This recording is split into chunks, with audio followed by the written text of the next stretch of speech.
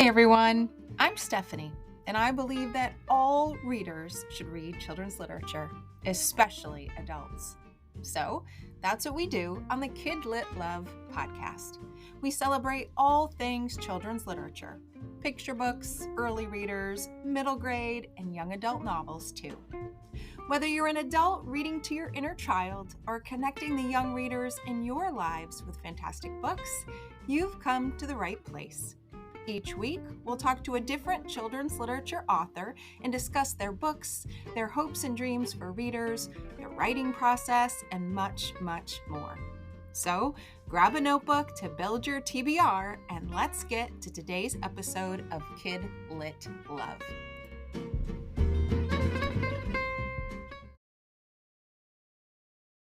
Hey everyone, welcome back to another episode of the KidLit Love podcast. I'm Stephanie Affinito, your KidLit loving host, inviting you back to another bookish conversation with a children's literature author and illustrator.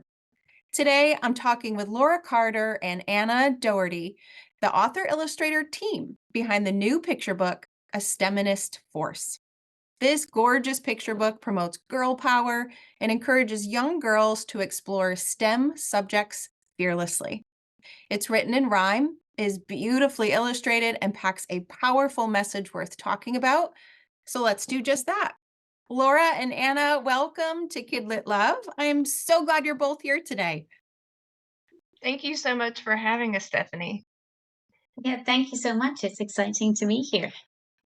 I love when I can get both of you on the same call. So I can pick the author's brain and then I can pick the illustrator's brain. So I'm just grateful that even though our 3 different time zones we're in have worked out for us today. So thank you both for making the time to be here at the same time. I appreciate it. Oh, thank you.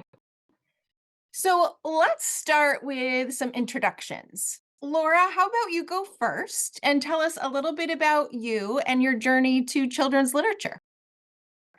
Oh, okay. So I am a teacher, actually. I teach high school history. So it's not related to STEM really, other than the fact that I teach at a STEM magnet school. And I first started writing, probably 2012, I think. And I started with young adult books. And then when I had my son, who's 10 now, I started shifting into children's, like younger children's books. And A STEMinist Force was probably it came around 2018, 2017 was the first draft of it, and then it came out this year. So it was it was a long time between first draft and the release, but it's been a really fun adventure and a really fun ride. Glad to have Anna by my side on that trip. Yeah. It's funny because I've heard multiple times on this podcast 2 things that you just said. Number 1, their journey to children's literature often was either started or at least kick-started when they had children, right? Because they're surrounded by these beautiful picture books that just makes us want to dive into them. And that it's often a wild ride. And sometimes it's fun to get there. You need stamina and patience. So it must feel really good that now this book is finally able to be in other people's hands out in the world.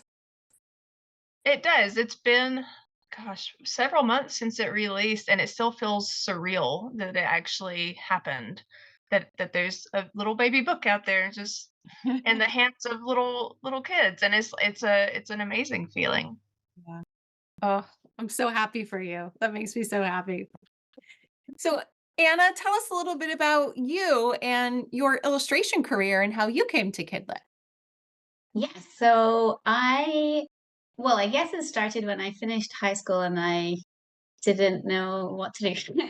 I knew I wanted to do some kind of art, but I wasn't really sure where I wanted to go with art. I just knew that was my favorite subject, but I hadn't really realized that being an illustrator was a career. So I went to art school, and while I was there, it became apparent that illustration was the thing for me, which kind of made sense because I mean, my bedroom at home was still filled with all of my own kids' books from when I was growing up. So I think it had always been there. I just hadn't really realized. So then I did a master's course in Cambridge, which is where I am now, on children's book illustration specifically.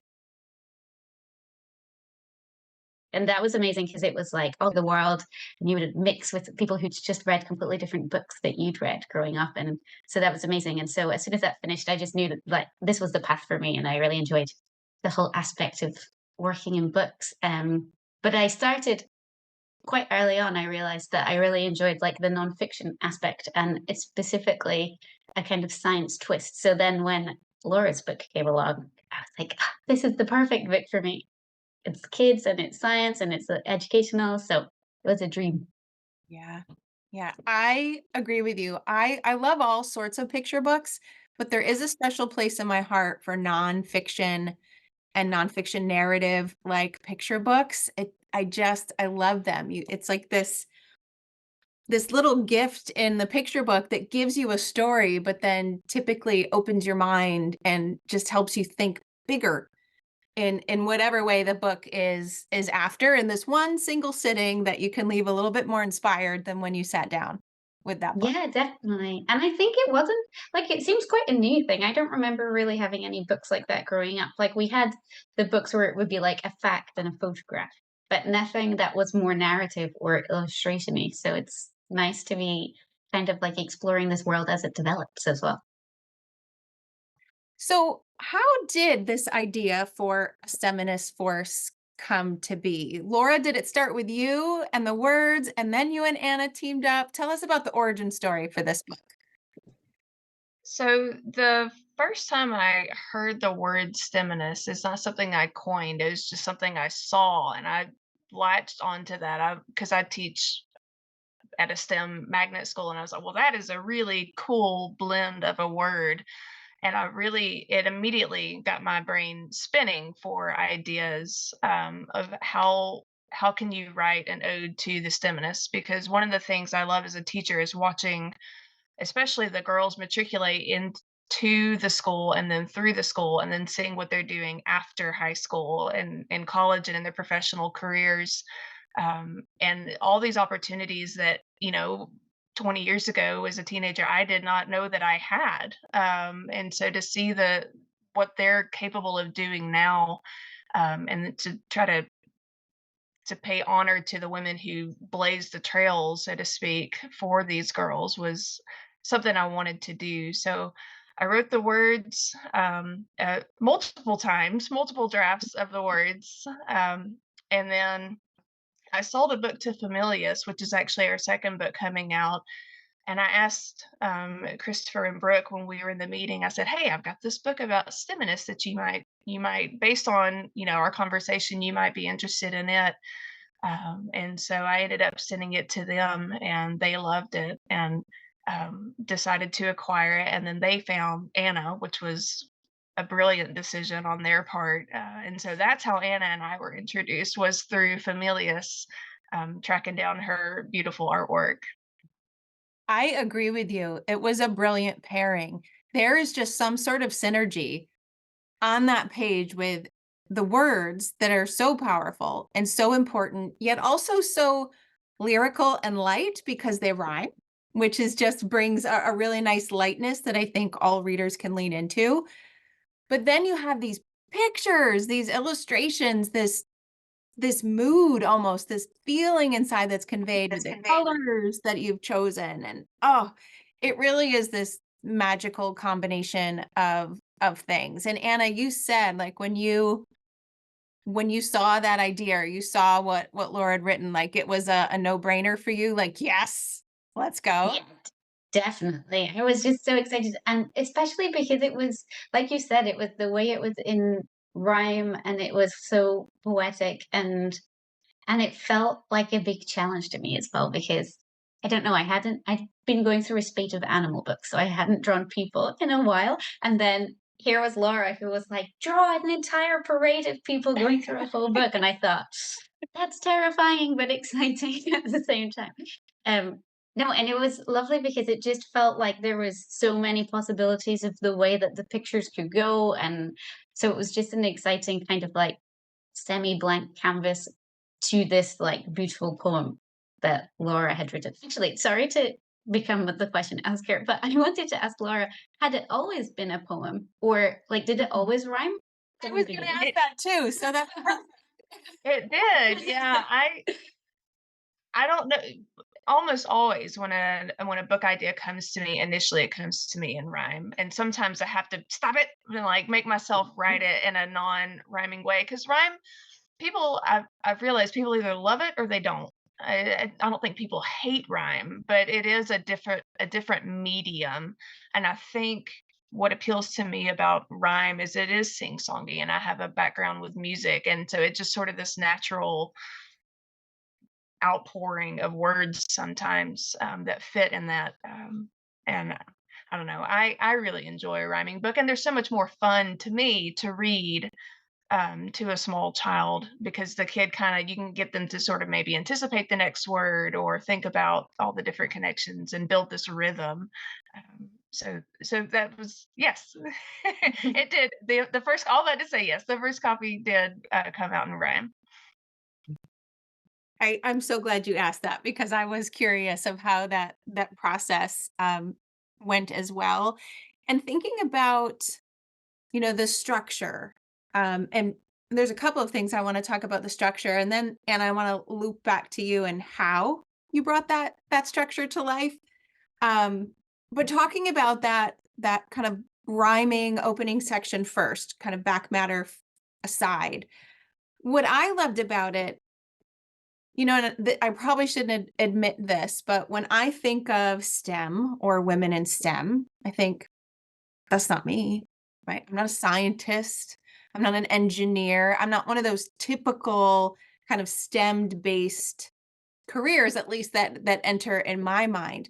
What I love that you did though is your book reminded everybody that no, actually everybody is STEM, could be STEM, a therapist, a teacher, not just your traditional, can you say STEM and traditional the same time? But I really love that because it felt like this was accessible to anybody, no matter what they wanted to be, who they already were, and was kind of an eye opener that no, actually anybody, depending on where your focus is, you either are in STEM or contributing to STEM or are STEM and you don't even know it. And for me, it completely broadened the way I think about that term overall. And I'm assuming for lots of other readers like me, and certainly for kids who may be new to that term, reading that first, right? Before those preconceived notions of what that even means is there, it just kind of opens up those possibilities right from the start. And so I just wanted to say I love that you had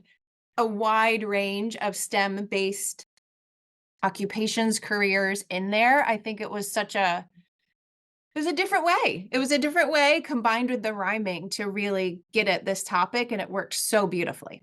Well, thank you. I think the term STEM can be really intimidating for some people because it does feel well, I have an arty brain, so I don't really fit into that world, but you actually do. I mean, even if you're cooking in your kitchen, you're still that's STEM, right? So you're doing the measurements and the chemistry with the baking and everything.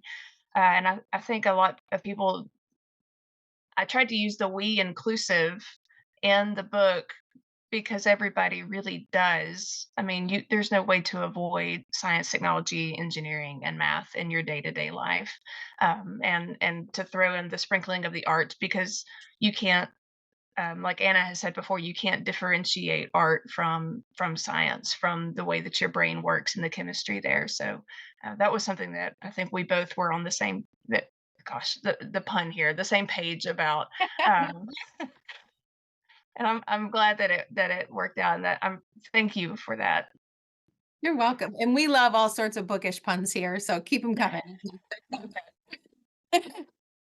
So Anna, I do want to pick your brain a little bit because as I mentioned, the illustrations are truly gorgeous.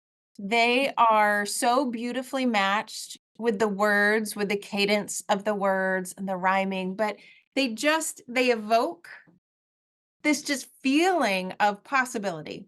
And it's the color scheme. The color scheme is somewhat different than what I've seen in other books. So I would just love for you to geek out with me on the process of bringing a theme, a book, a concept like this to life, from the picture choice to how you went from drawing mainly about animals to people. Like, how did you tackle bringing a book like this to life on the page?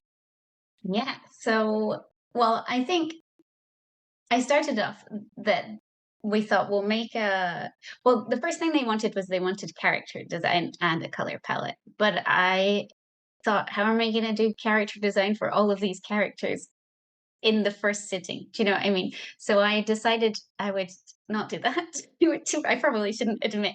And instead, I just focused on one of the pages where there was going to be a lot of characters, because from reading the first couple of lines, you can kind of envisage already, or at least to me, the idea behind it was that it was like a whole group of people, because it's a very like we centered book, like we're doing this, we do that, we're this. So I was imagining it's kind of like a whole group of people moving through this book. And so I wanted to try and capture that. So the first thing I did was I drew a whole group of people moving together, kind of like a parade. And it is the page, it's in the book. I think it's the first page or the second page is the first one that I drew, where they're kind of like all sweep. I know this is not a visual medium. We're doing a That's okay podcast, because but I can still see it, so I'm enjoying it very much. so I drew this page, the one it's the very first page first, and that kind of like shaped where I was going. So I drew it all in just black and white to begin with, and then the colors came because I didn't know how to tackle that. And I think kind of like how you were talking about how Laura was mid STEM feel much bigger. I wanted to pick colors that weren't traditionally like sciencey colors, like not colors that your textbook would be. So I wanted to kind of push away from that. And I actually found them by just scrolling through like Pinterest or something like this and collecting photographs of completely unrelated things. So I think the picture that inspired the color palette was actually like a bakery or something, like it was cake based. And so then I was just trying to pick colors that aren't traditionally, yeah, like traditionally sciencey, and that were kind of bright and light to keep the light mood throughout it, and kind of like the colors were going to be as enthusiastic and as cheerful as the text was going to be. So I did that. I changed that black and white parade into these colors, and then it worked for me. There was a point where it did have a different color palette where it was more like purples and oranges, but we decided that didn't work so much, and I'm really glad we did, because I was thinking at first we were going to try and do a thing where it was a different color palette like one page would be one page would be another, and then slowly they'd kind of merge together and become a giant like chaos of colors. But yeah, that got away from me. And so instead, we just picked a set color palette, or like we had a couple meetings as familiars, and we settled on this color palette, and we just like made some pages a little bit more of one of the colors, a little bit more of the other colors. And sorry, am I going too deep into this color Oh, I palette love thing? this kind of stuff. I love it. This is exactly why I get so grateful to talk to both of you, because in the conversation, like, I could see why it works so well as a reader, because Laura has that nice big picture view where she's opening up my idea of what STEM actually is and could be.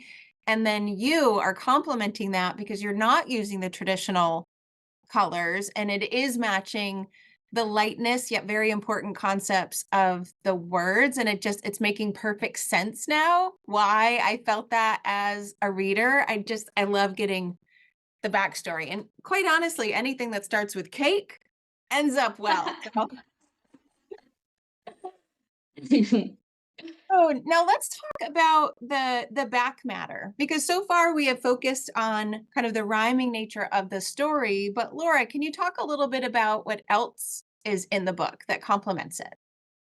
Yeah, so in the pitch to Christopher and Brooke at Familius, I sort of gave them the idea that this is a celebration of women in STEM, and that would really like to honor some of the women who did blaze those trails in the different fields, whether they're geologists or marine biologists or engineers or physicists, whatever the case may be, or teachers even.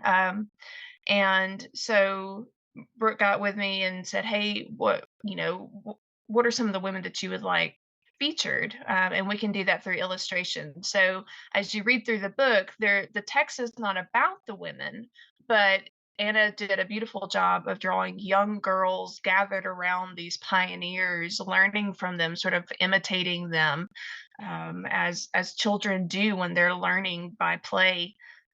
And in the very back, there is a section that actually sort of details briefly, in a way that would, be approachable for a 5 or 6 year old, what their contribution to STEM was, what they did in that job. And there's an invitation to, can you go back and find the women on the different spreads? Yeah.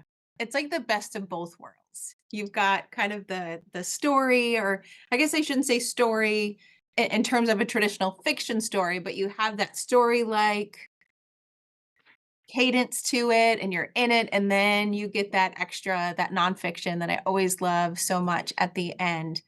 And then I love the invitation back.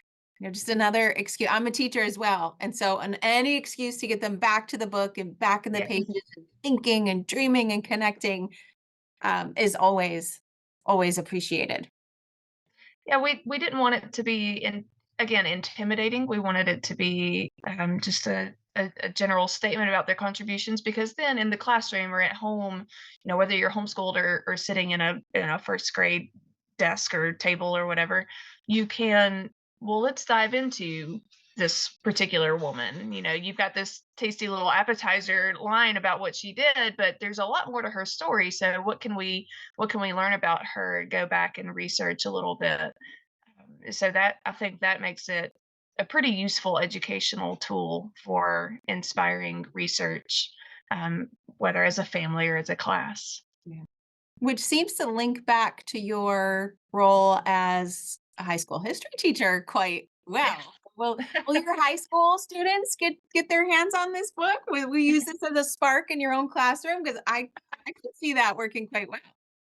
There is a copy, and I always tell my students that I write books, and I don't push it on them, of course. But every once in a while, they'll show me a picture where they, went to Barnes and Noble, and they, are gathered around the book, smiling, hold it up. That's my teacher, and it's just, it's honestly, and it's an amazing feeling to know that they are supporting me in this, because they're a large reason why I do it. So I it's the best. Yeah, it is. And, as someone who right now I teach teachers and I still read picture books to them every single class. Like you're never too old to take that magic away from that experience. There's just something about picture books. I'm speaking to the choir, obviously, from someone who reads them and someone that illustrates them. But there is some sort of magic to it. There And is. I say push it on them. Bring that thing out proud. Say, come on, we're going to dive in. We're going to study them. Yeah, I actually, I almost always want, because I teach American history, when I introduce like the Cold War unit, I'll read Dr. Seuss's Butter Battle book to do that. And it's a classroom full of 11th graders, so they're 16 and 17 years old, and they it's almost like they revert back 10 years, and they're sitting in their desk and they're looking at the pictures, as you go through the words. It's really fun. Yeah. I can say the same thing about the 20-year-olds in front of me learning how to be teachers. Like that same sacred time on the rug or in the classroom over a shared book. It's the same when you're older. It's why we love book clubs and, book events so much, I think, is that the opportunity to have community around these books, especially a book like this that is so powerful and truly could be the one thing that changes the way a child thinks about themselves and about what is possible. That that is just something that you can't age out of, right? Someone in their adulthood could read that and think, well, oh, well, hey, why not? So I think combined, the words, the message, the beautiful illustrations that's combined with that feeling, it's a gift you're passing into kids' hands for sure. As a teacher, I know that for sure. So Gosh, thank you, Stephanie. That's really That's so kind. nice. you are welcome. And this isn't it for you two, right? And can you talk about the next things for both of you? Yes, absolutely. So, that first book I mentioned a few minutes ago that I sold to Familius, it is coming out July 1st. It's called What Will I Be from A to Z? And it is another rhyming ode to kids and different career paths. And we bring in the A. So we bring in the arts with a special focus on people like musicians. And it's another, Anna did the illustrations for this one as well. And so we're gearing up for that release next year. And it's another dream that sort of, it's so close. And it's really exciting. I'm very, I can't wait. Yeah, me too. And it ties in kind of like what you were saying, Stephanie. This book also explores, like, I know I learned about jobs while reading the jobs that Laura had picked. So kids will definitely learn about new jobs as they're going through this book, I hope, anyway. And it will like open up new paths for careers they could possibly have. I know. Yeah, it's a great companion book, and Anna used the same colors and artistic style in this one. So and of course brings in boys. This is an all-inclusive book here with what will we be for what will I be from A to Z. So yeah, we're really looking forward to it. Well, I'm glad you just said that because that was going to be my next question to Anna, which is what is the art side of this like? Is it just as, good and powerful as this one? I'm glad to know it's kind of the same because I really enjoyed that. Well, that is good. Thanks. Yeah, this one I guess was a little different in terms of it. I'm the way the story. I don't want to give too much away, but the way that the narrative is, it's kind of like each individual snapshot of different places, for a different career rather than a place. Sorry. So a STEMinist Force is kind of like a big group of people moving through all of the jobs, whereas this new one is more like you're taking a peek into different jobs across the world. So it was really fun to do. And we did it kind of like it's kids dressing up being those jobs. So it was really fun to draw, try and think of ways that kids would play at being things or how I would have played at being something when I was younger. So like the doctor's doing medicine on his teddy bear and things like that. So it was a lot more kids in this one than in the last one. Mhm. So I really enjoyed drawing the pictures for this book and I can't wait for them to come out. Well, what a fun concept. I mean, just by doing that, you've, at least in my mind, when you think about possibilities for the future, whether it's what you want to be when you grow up when you're 5 or what you want to be when you grow up when you're 45, when you picture what that is, sometimes it seems so far away. And it doesn't seem like you'll get there. Or, oh, that's not me yet. But when you bring that job into a kid level and then they can literally see what a kid might look like doing that, again, you both are just opening up this idea that all of these different worlds are possible. Oh, I can't wait for this one. Okay, July. July. I'm Thank you for being so enthusiastic about it. I'm even more excited about it. I tend to do that around books. So where can listeners find both of you online if they want to kind of connect or learn more or just follow your journey into children's literature? What's the best place to find you both? So I am on Instagram at LWC Writes, and I have a website, laurawcarter.com. Okay. And I also have a website, which is annadohertyillustration.com, and Instagram, which is at Anna Doherty Illustration. And I've actually just started a newsletter, which you can find on Substack.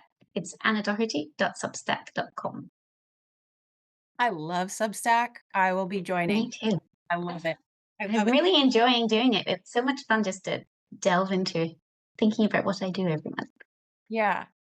I find that it's a place where I really love following writers because I just get more of them in between books and get snapshots into their inner brain and what's going on in between them. It really is a neat place for the book community, I think. Agree. Well, I will make sure to put links to both of your websites and your social media handles. And of course, links to this book, A STEMinist Force, right into the show notes to make it easy for people to find. And I'm so grateful. This was such a fun conversation. I loved the book. I really can't wait till July now to see what that one looks like. So I'll be sure to keep my eye out for that. Thank you both for coming on today to talk. I really appreciate it. And I know listeners probably loved this as much as I did. Oh, thank you, Stephanie, for having us. Yeah, it was really nice to hang out together. Thank you. And listeners, thank you for listening to another episode of KidLit Love. And I will see you inside the next one.